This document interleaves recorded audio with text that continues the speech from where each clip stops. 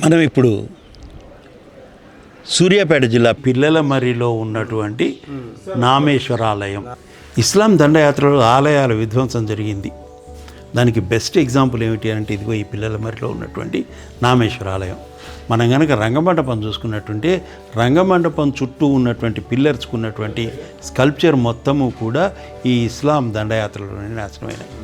కానీ నాశనమైనటువంటి ఈ ఆలయాల్ని పునరుద్ధరించుకోవటం కాకతీయుల తర్వాత వచ్చినటువంటి ముసునూరు కాపాయ నాయకులు, వాళ్ళ యొక్క ప్రాంతీయ పాలకుడు, వాళ్ళలో ఎరుపోతు లెంక అన్నటువంటి వాడిచ్చిన శాసనం మనకి ఈ బయట వైపు ఉన్నది. ఈ ఎరుపోతు లెంక అన్నటువంటి వాడు ఈ టెంపుల్ అంతా కూడా రీకన్స్ట్రక్ట్ చేశాడు. ఇక్కడ ఇంకో మాట కూడా చెప్పుకోవాలి. ఒక 30 ఏళ్ల క్రితం ఈ వాటర్ మొత్తం సీపేజ్ ఉండేది. ఆ టైంలో మనోహర్ ప్రసాద్ గారు నల్గొండ జిల్లా కలెక్టర్గా ఉండి, ఉమ్మడి నల్గొండ జిల్లా కలెక్టర్గా ఉండి ఒక సర్వే చేయించాడు. దాని ఫలితంగా ఆర్కియాలజీ డిపార్ట్మెంట్ వాళ్ళు దీన్ని మళ్ళీ పునరుద్ధరించారు. మనం ఇప్పుడు గోడలు చూస్తే దాని మీద ఉండే నెంబర్స్ అన్నీ కూడా వాళ్ళు వేయించింది. ఇది వాటర్ సీపేజ్ ఆగిపోవటానికి మనం ఆర్కియాలజీ డిపార్ట్మెంట్ కంటే కూడా పిల్లలమర్రి గ్రామస్తుల యొక్క కృషిని మనం మెచ్చుకోవాలి. వీళ్ళల్లో గవ్వా వంశస్థులు ఎన్ఆర్ఐలు వాళ్ళు ఉన్నారు. వాళ్ళు మళ్ళీ దీన్ని పునరుద్ధరించారు. వాళ్ళకి మనం అందరం హ్యాట్సప్ చెప్పాలి. ఈ గుడి ఎప్పటి నుంచి మీరు చూస్తున్నారు? నాకు తెలిసిన కానీ చూస్తున్నాను. అంటే 5-6 ఏళ్ళ వయసు నుంచి ఇలా ఆడుకునేది మేము వచ్చి. ఓ బ్రహ్మాండంగా. అప్పటికి ఇప్పటికి తేడా ఏం కనిపిస్తుంది? అప్పటికిప్పటి తేడా అంటే అప్పుడు మంచిగా ఉండే గుడి, కానీ తర్వాత భూకంపం వచ్చింది చూడు. ఆ భూకంపం వచ్చినప్పుడు అన్ని వంగినాయి, బండలు ఎరికలు వచ్చినాయి. ఓకే. తర్వాత మళ్ళీ మన ఆర్జీ హాస్పిటల్ వాళ్ళు వచ్చి నెంబర్లు వేసిరుగా, ఆర్కియాలజీ వాళ్ళు వచ్చి నెంబర్లు వేసి ఆ బండలు కదిలిచ్చారు మొత్తం. ఓకే. కొంత బరువు తగ్గించి తీసిరు. ఓకే. తీసిగా అది ఆ సెట్ చేసిపోయారు అంతవరకు. ఓకే. అప్పటి నుంచి ఈ గుడి పేరేంటి?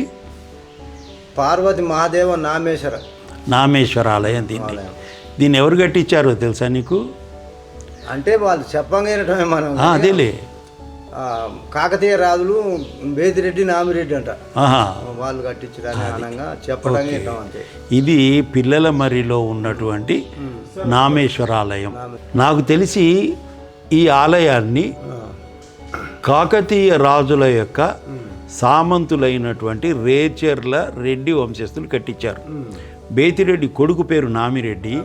ఆ నామిరెడ్డి కట్టించాడు కాబట్టి దీన్ని నామేశ్వరాలయము అని అంటాం. ఇది ఏకకూటం, ఒకటే గర్భాలయం. దీని పక్కన ఉన్నది నామేశ్వర, కాటేశ్వర, బేతేశ్వర త్రికూటాలయం.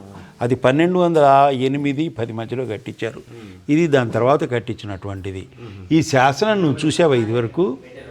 చూసాను సార్, చూసినా కానీ అదే దీనిలో డేట్ లేదు, కానీ స్వస్తి సకల గుణాదిత్య ఇట్లా స్టార్ట్ అవుతుంది. ఇది నామిరెడ్డి పిల్లలమర్రి కోట లోపల. ఇదిగో ఇక్కడ ఉంది పిల్లలమర్రి కోట లోపల. అంటే పిల్లలమర్రి ఒకప్పుడు కోట. కోటల్లో 3 రకాల కోటలు ఉన్నాయి. గిరిదుర్గాలు, జనదుర్గాలు, వనదుర్గాలు, స్థలదుర్గాలు 4. ఇది స్థలదుర్గం, నేల మీద కోట. ఇది పిల్లలమర్రి, రేచర్ల రెడ్డి వంశస్థులది.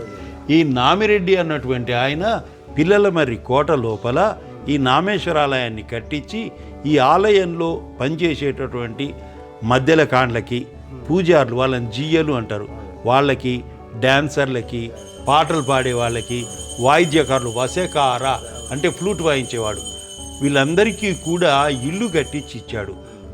ఎవరెవరికి ఏ ఏ ఇల్లు కట్టించాడు, ఎవరి ఇంటి పక్కన ఎవరి ఇల్లు ఉంది అని మనకి శాసనంలో కనిపిస్తుంది. ఇంత చక్కటి శాసనం అంటే ఒక ఆలయం కట్టించడం, ఆలయం లోపల పూజారులు, అది వాళ్ళ కోసం వాళ్ళకి ఇల్లు కట్టి ఇవ్వటం. అది ఇగో ఇక్కడ చూడు, వశకార పోతన ఇల్లు, పాత్ర పార్వతి ఇల్లు, పాత్ర ముత్తమ ఇల్లు. సో వీళ్ళకే కాకుండా ఆ ఆలయంలో పూజారులుగా ఉన్నటువంటి జియ్యా అని అంటారు, వాళ్ళందరికీ ఇచ్చినటువంటి ఇళ్ళ వివరాలు. అంటే ఇవాళ గవర్నమెంట్ వాళ్ళు ఏ రకంగా డబల్ బెడ్రూమ్లు కట్టించిస్తుందో, అప్పుడెప్పుడు కాకతీయుల కాలంలోనే వాళ్ళ సంక్షేమం కోసం కట్టించారు. గుడి పక్కనే ఇదంతా. ఇది అన్నమాట. This is about Namireddy. మనం కనుక ఫోటోలు చూస్తే ఈ ఆలయం రంగమండపం, నాట్య మండపానికి ఉన్న పిల్లర్స్కు ఉన్నటువంటి అద్భుతమైన కాకతీయ శైలికి సంబంధించిన నాశనమైపోయినటువంటి శిలల్ని శిల్పాలని చూడొచ్చు.